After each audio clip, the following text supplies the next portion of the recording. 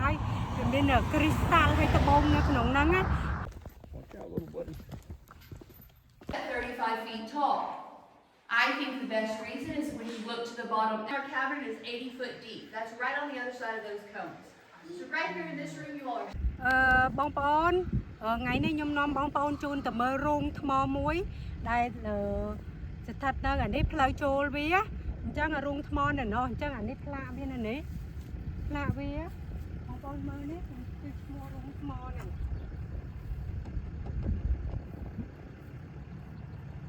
ហើយរោងថ្មហ្នឹងរោងថ្មហ្នឹងមានចម្ងាយជ្រៅហើយតែហើយមានគ្រីស្តាល់ហើយត្បូងនៅក្នុងហ្នឹងហើយមានទឹកមានអីអញ្ចឹងណាតែចាំមើលលើខ្ញុំនឹងថតផ្ដិតយកផ្ទាំងរូបភាពទស្សនីយភាពជូនបងប្អូនមើលតោះតែមើលទាំងអស់គ្នាតោះ Watch out, little buddy. Watch these rattlesnakes. Be careful, darling.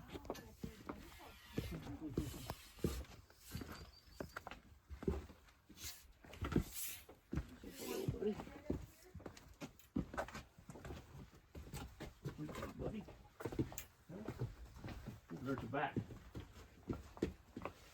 Maybe put him walking, darling. Huh? He can walk and you hold his hand. He's okay.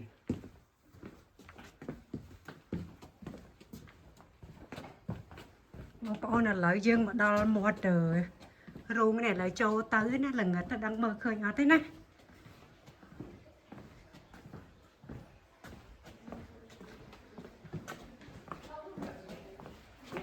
អូនេះមានសត្វហើយនេះថ្មគេដាក់ភ្លើងភ្លឺតិចតិចឲ្យយើងមើលឃើញនេះបងប្អូនឃើញទេរោងថ្ម I'd like to welcome you all here to Alabaster Caverns. This is the world's largest gypsum show cave and the only one in the United States. So a little bit about our cavern. It started forming 270 million years ago. That would have been during the Permian period, when from Mexico to Nebraska was covered in a shallow Permian sea. So for example, if you all look up, everywhere you see a crack, if there was a shallow sea on this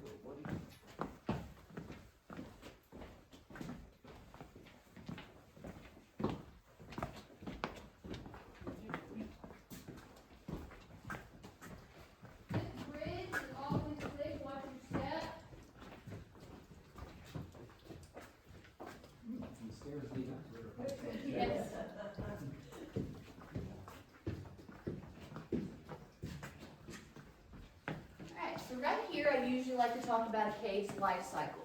So just like a human, a cave does have a life cycle. Ours is considered to be in its mature stage, which really just means it's still being carved out by water. You will also hear people reference these as living caves. Both generally mean the same thing, and both are good things for a cave. Now, as far as the water here goes, it enters the cavern 200 feet from where you did. It exits into the Cimarron River. However, as you take your tour today, you're going to see it at multiple points. It's going to look smaller at points. It's going to look bigger. It's also going to come from two small waterfalls known as seepages. And this is gyp water, so this is not good drinking water. Now, I'll also tell you, if anyone does the hiking trails on property, you go to the bottom of the canyon, you will find this exact same stream. Watch your head when you step through this area.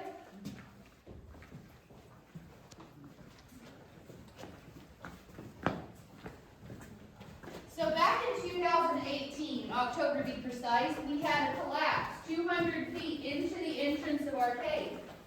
So today I brought you through the original exit. I'm going to take you to a turnaround point and we're coming out this exact same way. My reason for telling you that is as you take your tour today, you're going to notice a breeze from time to time. And it doesn't matter what you're in a cave doing. If you can feel a breeze, you are close to an in or an out. And that's pretty good information to know. You guys will look right back to the far side. You'll see what looks like a slide coming down back there. And that is one of the 6 animal entrances we have.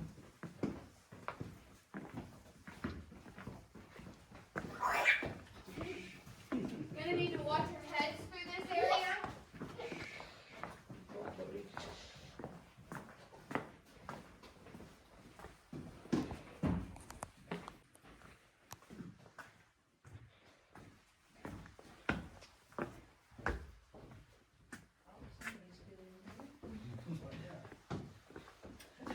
So right right here, what we're looking at is Graffiti Hall. Graffiti Hall is this rock here with all these signatures. I'm going to point out a couple for you. Orland Moon, May of 1900. Right past that, you got Aubrey Brannon, 1920. One I have a story for is C.O. Klingerman.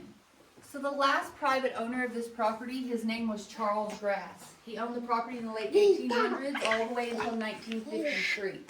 Now he did sell the property and Oklahoma purchased it and turned it into a state park in 56. However, when Mr. Grass did own the property here, he allowed tours. Also a few weddings to happen in here. They just weren't as comfortable as your tour today. Most of the tunnels still look like this one you're looking at here. So C.L. Klingerman came here for the first time in 1930.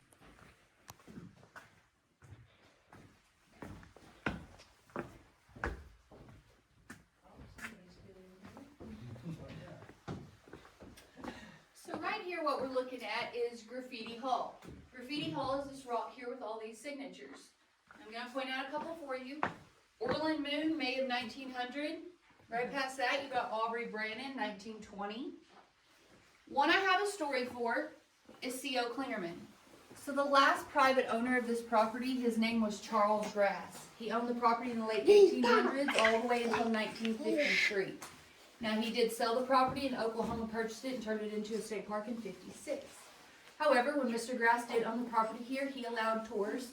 Also a few weddings to happen in here. They just weren't as comfortable as your tour today. Most of the tunnels still look like this one you're looking at here.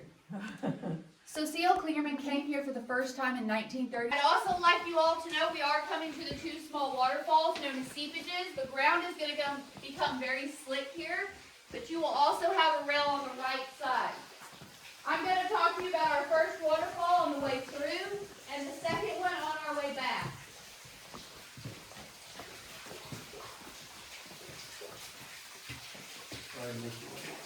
This is going to be your first waterfall. Again, these are also known as seepages, and this comes from the same water source that you all have already walked over. If you look down, it's very clear, it's very pretty water.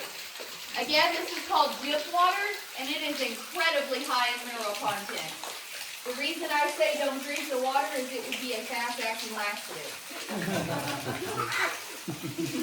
So you guys will also notice what looks like coral down here. However, this is a non-living organism. It is not coral. It just looks that way from the high mineral deposit over a few hundred years. Now, also at this point, I'd like to point out right up here in these rocks, you guys are going to see all of that silver stuff in the cracks. And then if we look on this side, you'll see very few cracks, but they're right there and they look gold. So at the beginning, when I said that there was a sea on the surface outside, the cracks to receive water, I would like you all to know that that's exactly what's happening in both of these areas, right here and again over here. Now, the color depends on what mineral the water is hitting, and that's the color it reflects. So you will see this throughout the cavern tour today, and I just always like to explain that that is water droplets up there, and it's receiving through the cracks.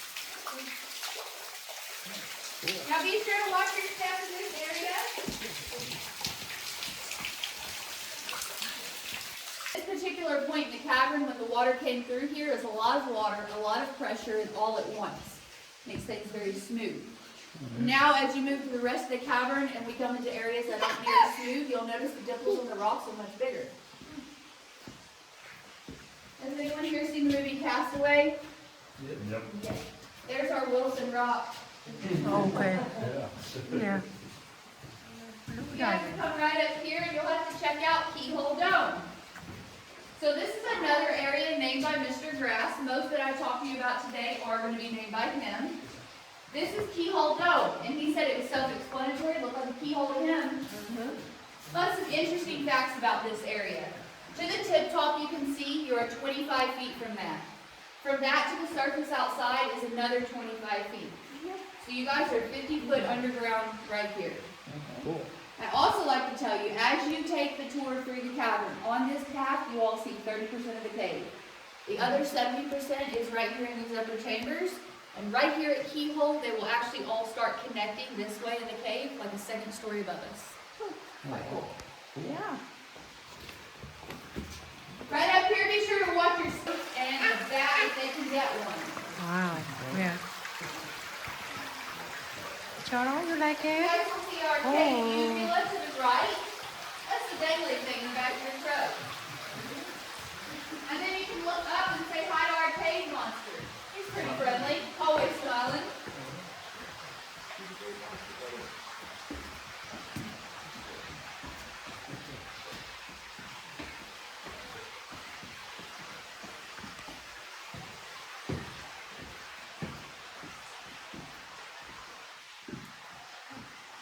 Reasons. One, it's the tallest at 35 feet tall. I think the best reason is when you look to the bottom edge, you're going to see this naturally formed rim.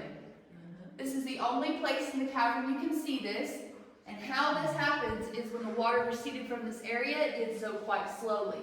Probably a few hundred years, the water level dropped and it carved a rim there. You can see that repeated 3 times. I will also tell you that rim there is how Cathedral Dome got its name. They said that was fancy like crown molding, so it deserved a fancy name like Cathedral. Yes. And then right here, I also like to tell you a little bit about the soil layers here in Oklahoma. Pretty long time to wait on your windshield. Yeah. All right, guys, so we're doing really good on time. I'd like to take you all back a little bit farther if everybody's up for it. Oh, yeah. Little man doing okay? Oh, yeah. Perfect. It's going to be a lot of stairs at this point. She didn't tell you that up front, did she? This is the coolest part, though. Come on, buddy. So how far underground are we at about right here? At the bottom Okay, of these well, stairs? once you top of this staircase, you're actually in the shallowest point in the cavern, where the surface is only 25 foot from your head. And then at the last area we'll go to, that will be the deepest point in the cavern. We got an anemometer in here. Measuring the airflow or? The lack of, we don't want airflow in here, Okay, but we keep it in here to monitor just in case, all right. because that would be a problem. So I want you all to consider that I said it takes 6. The interesting facts about this room is the deepest point in our cavern is 80 foot deep. That's right on the other side of those cones. So right here in this room, you all are 75 foot underground. And if you parked in front of the gift shop, your car is above your head. Pretty cool.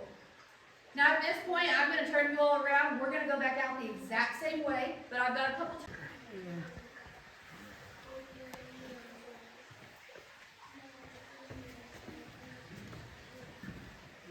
Oh, yeah.